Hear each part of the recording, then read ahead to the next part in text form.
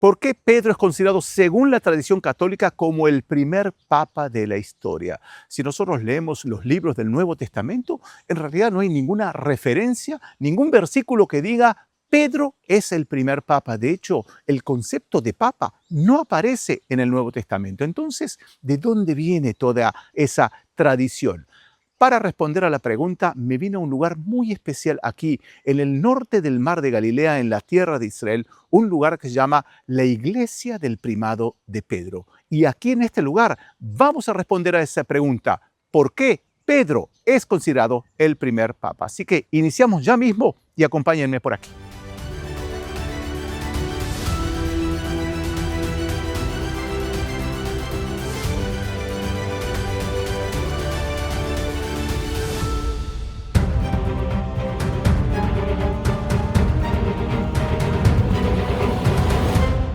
Ahora, esa tradición católica no es que a alguien se le ocurrió en algún momento de la historia, vamos a inventar que Pedro es el Papa, porque ya lo dijimos antes, no dice en ningún lado en el Nuevo Testamento que Pedro es igual a Papa. Claro, pero, sin embargo, la tradición católica se basa en versículos bíblicos para fundamentar la elección de Pedro como el Papa, o si se quiere, como el sucesor de Jesús.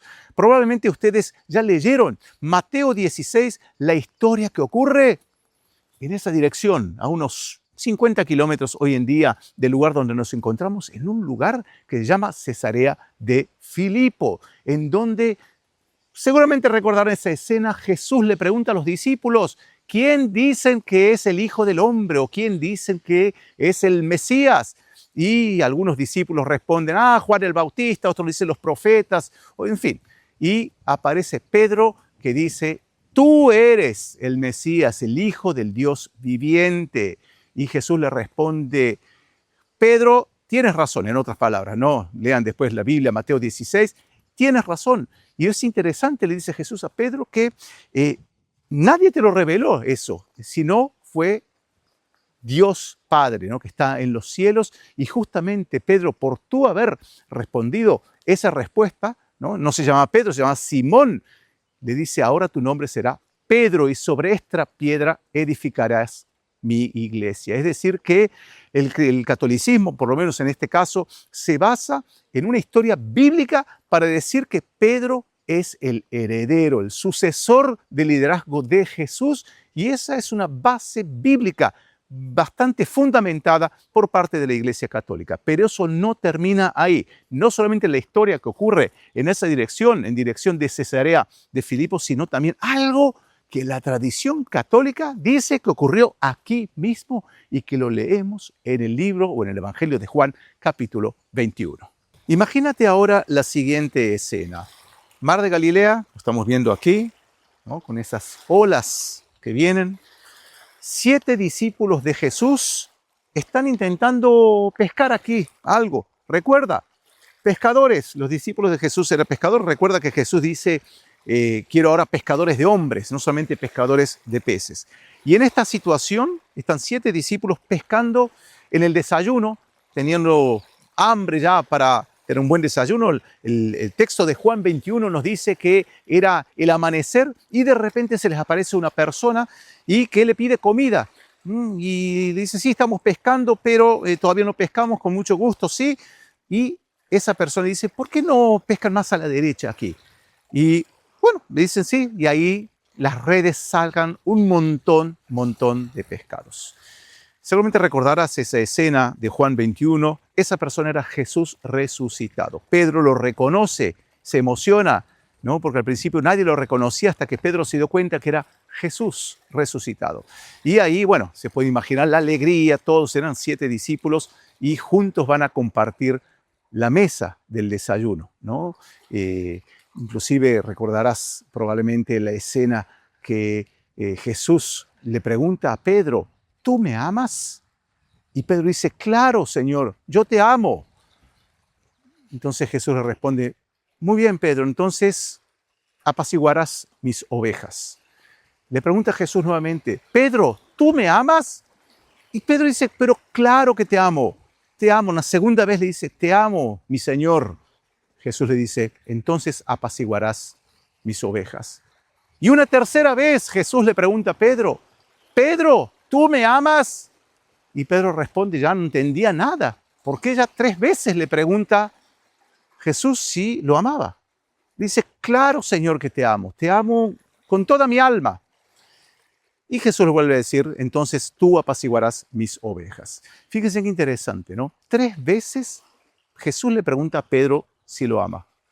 Si nosotros volvemos en el tiempo, volvemos unas páginas atrás en los evangelios, vemos otra escena, la negación de Pedro durante, digamos, el juicio preliminar a Jesús con parte de los sacerdotes, parte del Sanedrín, del Sinedrio, en donde Pedro lo niega, dice, no, yo a él no lo conozco. ¿Y cuántas veces Pedro negó a Jesús? 3 veces.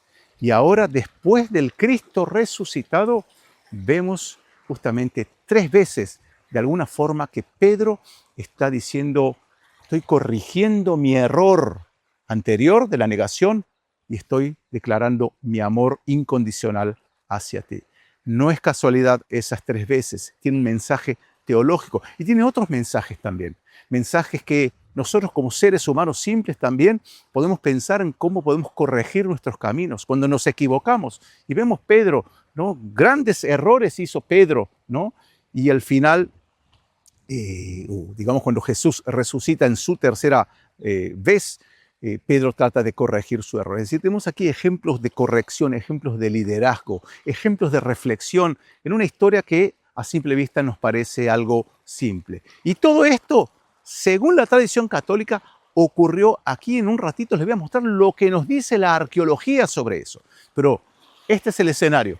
Estas son las vistas de aquella historia contada en Juan 21 y otras historias que ocurren en el Mar de Galilea. Pero lo prometido es deuda, así que vamos ahora en dirección a la iglesia, vamos a conocer la iglesia y ver qué nos puede decir la historia, la arqueología sobre esa historia y vamos a responder finalmente por qué Pedro fue considerado el primer papa. Por aquí.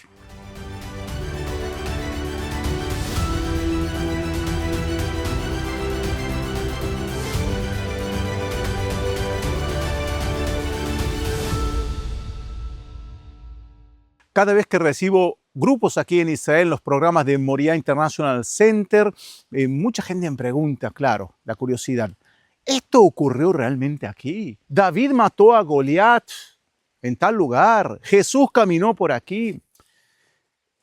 La respuesta es que no sé. ¿Qué significa no sé? Tenemos que hacer un trabajo detective. ¿Por qué? No tenemos Facebook de la época, no hay Twitter, no hay fotos, no hay videos. No hay nadie que haya escrito en el año tal y tal, Jesús caminó por aquí y aconteció tal y tal cosa. No tenemos esas identificaciones exactas, por eso tenemos que realmente hacer un trabajo de detective, de juntar todas las pruebas y tratar de recrear lo que alguna vez ocurrió aquí. Y cuando me preguntan en este lugar específico, aquella escena que les relaté recién que está en Juan 21, ¿ocurrió aquí? La respuesta es no sé, pero esta es la geografía. ¿Ven el Mar de Galilea?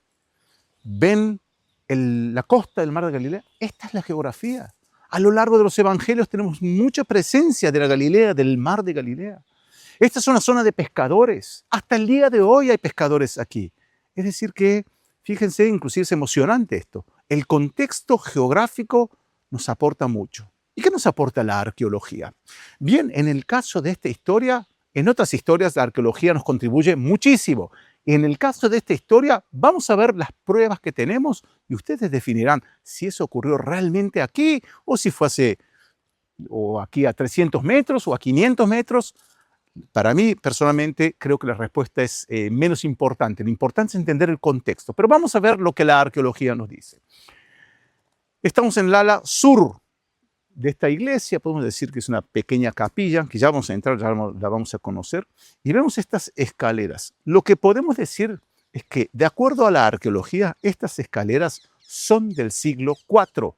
Es decir, estamos hablando de casi, aproximadamente 400 años después de los días de Jesús.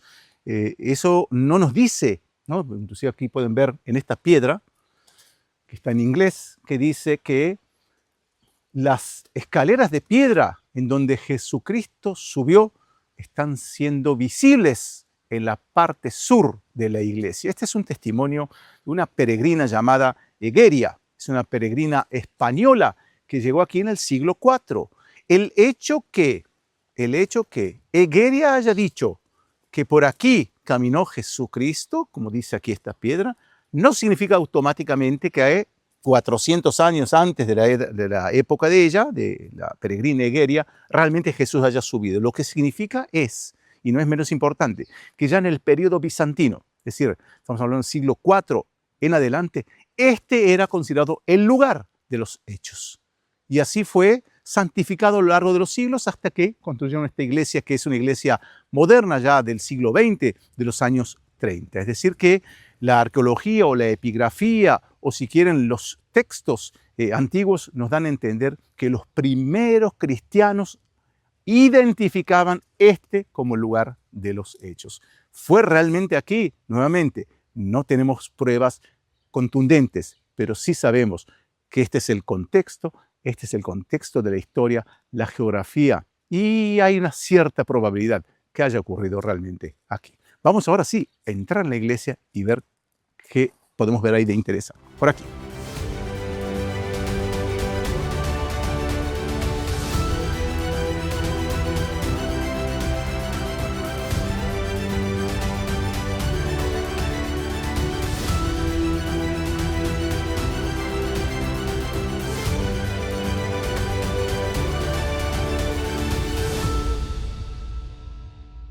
Muy bien, amigos, entramos dentro de la iglesia. Es una pequeña capilla realmente muy bonita, muy pequeña, muy espiritual, ¿no? Y estoy hablando un poco más bajo también por la acústica, también para no molestar a otros visitantes aquí. Pero lo que les quería mostrar es esta roca aquí. Fíjense lo que dice aquí. Dice Mensa Christi. ¿Qué significa Mensa Christi? ¿No? Con la imagen de la cruz, la llamada cruz de Jerusalén. Mensa Christi significa la mesa de Cristo. Es decir, que de acuerdo a la tradición católica, sobre esta roca, ¿se acuerdan la historia de Juan 21? Que Jesús al final se sienta a desayunar con sus discípulos. Esta sería la mesa de Cristo, es decir, el lugar donde los pescados que los discípulos pescaron gracias a la ayuda de Jesús, del Jesús resucitado, que los discípulos no reconocieron, no identificaron, trajeron los peces, los asaron y lo comieron aquí en esta piedra.